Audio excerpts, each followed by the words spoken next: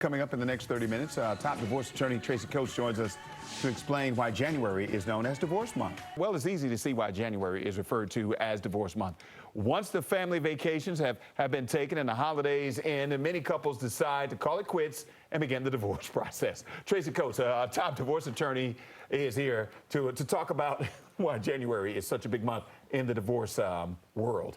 Good morning. Good morning. Welcome. Good to see you in person. So why is January that month? After all the vacations and everything, you would think that everybody was in a good mood, but January is that month. Happy New Year. I want a divorce, I'm out of right? Here. Exactly. Yeah. So why is that the case? You know, in my experience in my own practice, and I've been doing this for nearly 20 years, there is definitely an increase in the number of clients that come in January, and they want to explore their options, what they need to do to move forward in the divorce process, which is also really borne out in the statistics that indicate that January, there are an increased number of divorce filings in the courts, but really for the entire quarter. That January, February, and March timeframe. And as you already indicated, the holidays do play a huge role. All right, so, but why wintertime? Why not summer? Why not fall? Why not when the kids are away in the fall or in the summertime when the kids are at home? Why that time period? Well, you know, during the holiday seasons, there's a group of people that, they're in marriages that aren't awful. And they're happy during the holidays. I know. And the summer, they want to be doing other things, right? Like that's our slower month. Okay. But they're not in awful marriages, and they don't really want to rock the boat, and the holiday season approaches, and they don't want to sort of rock the boat for themselves, for their children, their families, particularly when kids are involved. They want them to have happy memories during the holiday season, right? Yeah. But definitely when people come in, there's that time when they start to think, okay, what do I need to do next? And they're thinking about all the different possibilities. Okay. But one of the things that people that come in to see me right before the holidays that they're grappling with is, Tracey, I have this family trip planned? I have a vacation that's probably already paid for. I'm hosting family and friends.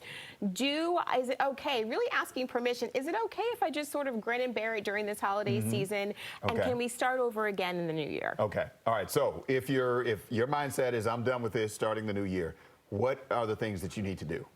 Well, the first thing that you need to do, I think, is you need to consult an attorney. I may be a little biased, Wisdom, but I think you need to consult. You need to consult an attorney because you need to figure out what the laws are, how they apply to your situation specifically, and what tools and strategies you need to sort of have in order to move forward. I think the other thing that you need to do is take a temperature of your financial awareness. What are your assets? What are your savings? How much money do you have to fund this litigation? Because it's certainly not going to be free. Right. The third thing that I also would say is know what you're willing to fight over, right? Don't fight over the house in Rehoboth if you hate the beach and you'd rather be in the mountains in Telluride, right? Okay. And then lastly, I think the other important thing that people need to know is have a support system. Have that friend, that family, or somebody that you can talk to, and use that person as sort of the spokesperson to talk to everybody else that wants an update on what's going on, so you don't have to keep reliving it. Right. And I know it's easy to say if you don't like that house in the beach, just let it go. But when you're talking about divorce, it doesn't work like that. He likes that house on the beach. I want that house on the beach so I can burn it down. I'm just saying, I've seen that in the TV shows. I've seen that in TV shows.